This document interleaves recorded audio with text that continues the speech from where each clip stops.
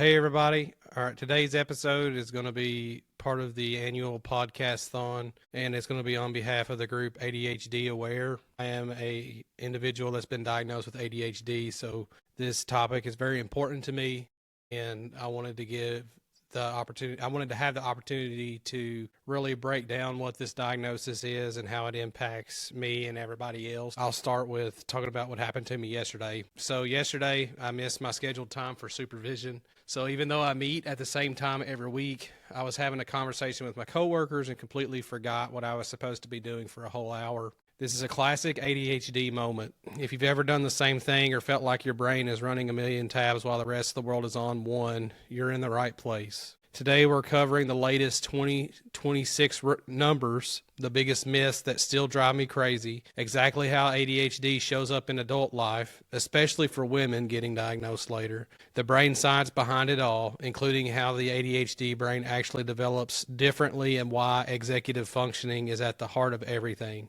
And then a ton of practical strategies that have genuinely changed how I operate. This quick disclaimer up front, I'm not a doctor.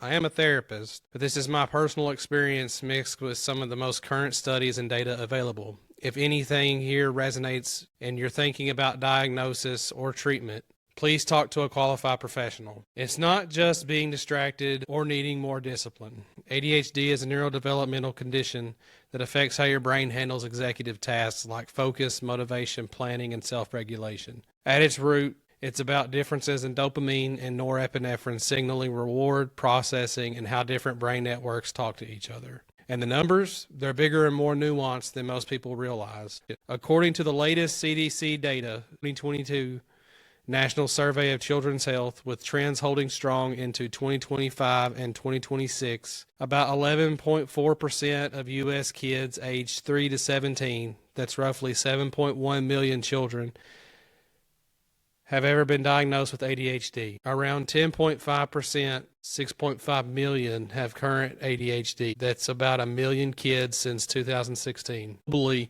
childhood prevalence is around 9 to 10%. For adults, the 2023 National Center for Health Statistics data, still the most recent comprehensive snapshot, shows 6.0% of U.S. adults, approximately 15.5 million people, have a current ADHD diagnosis. That's 1 in every 16 adults. And here's the part that still blows my mind. Roughly half of those adults only got diagnosed at age 18 or older. The surge in adult diagnoses, especially among women, has been huge since 2020. New prescriptions and evaluations skyrocketed post-pandemic, with women seeing some of the biggest increases because their symptoms were so often missed or mislabeled as anxiety or just being overwhelmed. Up to 60 to 80% of kids with ADHD carry significant symptoms into adulthood. This isn't something you magically outgrow. The presentation just changes. When I first read those adult numbers, it feels invalidating and overwhelming at the same time. Suddenly my entire life makes sense. The forgotten deadlines, the emotional roller coasters, the hyper-focus on random hobbies at 2 a.m. This is the part I really want to expand on today because the why behind ADHD changed everything for me. Let's talk about how the ADHD brain actually develops and why executive functioning is the core issue. ADHD is called a neurodevelopmental disorder for a reason. The differences start in early development and continue to unfold. Landmark research, including long-term imaging studies, shows that in kids with ADHD, the cerebral cortex, the outer layer of the brain responsible for higher thinking, matures on a delayed timeline. On average, it reaches peak thickness about 3 years later than in neurotypical brains. The biggest delays? Right in the prefrontal cortex, the CEO region at the front of your brain that handles planning, decision-making, impulse control, and emotional regulation. This isn't a smaller brain or a broken brain. It's a differently wired and slower maturing one. Neuroimaging, fMRI, and structural MRI studies from the last few years consistently shows reduced volume in thinner cortex and prefrontal areas, weaker connections between the prefrontal cortex and other regions like the basal ganglia and reward centers. Hypoactivation or underfiring in the prefrontal cortex when doing boring or effortful tasks. Altered dopamine pathways. Your brain's reward system needs more stimulation or immediate feedback to get going. This delayed maturation explains so much. A 10-year-old with ADHD might have the executive skills of a typical 7-year-old. A 30-year-old adult with ADHD Their prefrontal cortex might still be catching up in certain ways, which is why life demands, jobs, relationships suddenly feel impossible even if you were fine as a kid. Now let's zoom in on executive functioning, because this is literally what ADHD disrupts the most. Executive functions are the mental skills that let us manage daily life. Think of them as the brain's air traffic control system. Researchers break them down into several key ones, and ADHD hits almost all of them. 1. Inhibitory control, or stopping yourself. This is why impulsivity happens, blurting things out, impulse buying, or interrupting. Your brain's brakes are slower to engage. 2. Working memory, holding information in while doing something else. Ever walked into a room and forgot why, or started a task and lost the mental list of steps? That's working memory struggling. Number 3, cognitive flexibility, or shifting gears, switching between tasks or adapting to changes. This is why just one more episode turns into a binge, or why transitions like ending work feel brutal. Number 4, planning and organization, breaking big goals into steps and keeping track.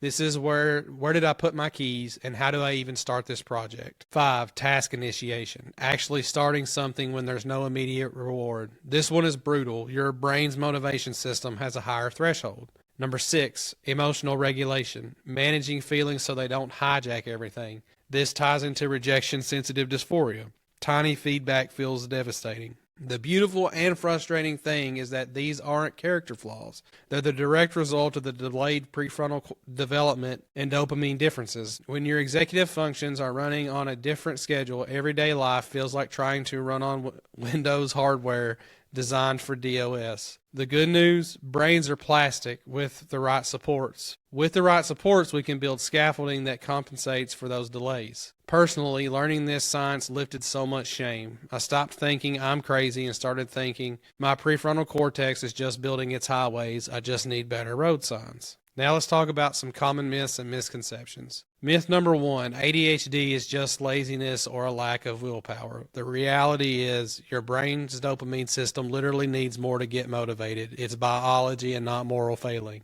Myth number 2, everyone has a little ADHD now. It's overdiagnosed. The increase is real, but mostly from better awareness, especially for women and adults who were missed for decades. Telehealth and social media helped millions finally see themselves. I'm an adult diagnosed with ADHD. All right, myth number 3, you outgrow it.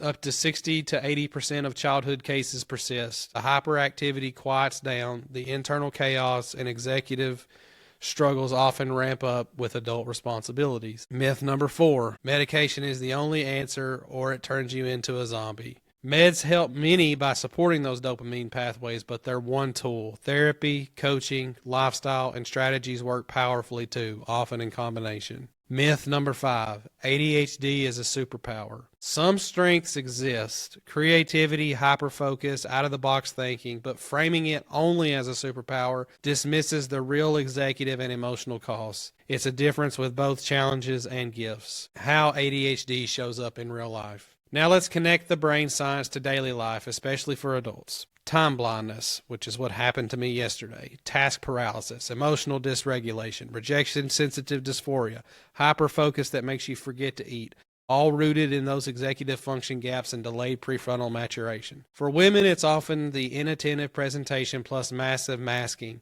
overcompensating, people-pleasing, anxiety that hides ADHD. Hormones make it worse.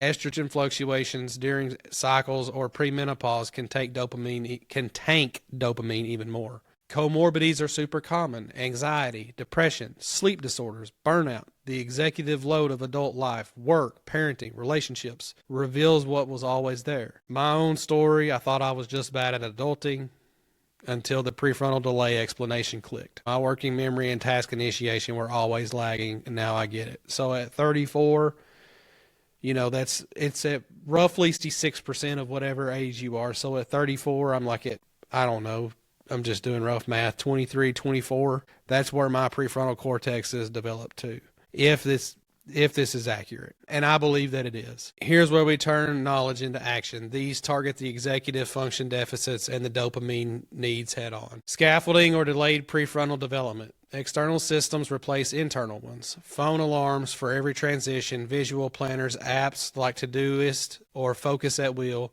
body doubling, even virtual, lights up those reward circuits. Number 2, working memory hacks. Parking lot notes for every random thought. Voice memos instead of mental lists. The one-touch rule for mail, email. Number 3, task initiation and planning tools. The 2-minute rule or worst first draft mindset.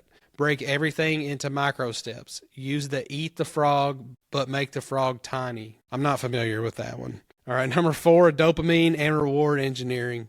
Pair boring tasks with podcasts, music. Gamify with apps like Habitica. Immediate small rewards after starting. Number 5, emotional regulation for rejection-sensitive dysphoria. Self-compassion scripts. This is my brain, not my worth. Journaling the evidence against the rejection story. Number 6, lifestyle that supports brain maturation. Consistent sleep. Huge for prefrontal recovery. Movement. Exercise boosts dopamine and executive function. Even 10-minute walks. Protein-focused meals. Strategic caffeine. 7, advanced options. CBT for ADHD, coaching, medication if it fits, mindfulness apps tailored for ADHD. Quick wins to try for this week. Set 3 transition alarms today. Use a brain dump notebook every morning. Pair one dreaded task with something fun. Practice one self-compassion phrase when shame hits. These aren't about fixing the brain. They're about meeting your brain where it is. Wrapping up, hope, community, and next steps. To wrap this long episode, ADHD is real. It's common. 15.5 million U.S. adults alone. It's rooted in how your brain developed and how executive functions operate, and it's highly manageable. Your brain isn't broken. It's just running a different operating system that needs the right updates and support. The delayed maturation and executive challenges explain the struggles, but they also explain the creativity, passion, and resilience so many of us have. If this hits home, share your biggest takeaway in the comments or reviews. I read every one. It might become a future episode topic. Resources I love, chadd.org, Attitude Magazine, that's ADD Etude Magazine, Jessica McCabe's How to ADHD YouTube channel, books like ADHD 2.0 and Driven to Distraction. All right, you've got this. Your beautifully wired brain is capable of amazing things when we give it the scaffolding it needs. Thanks for spending this extended time with me today. Take care of that incredible busy brain. God bless. Thank you for watching Average Joes.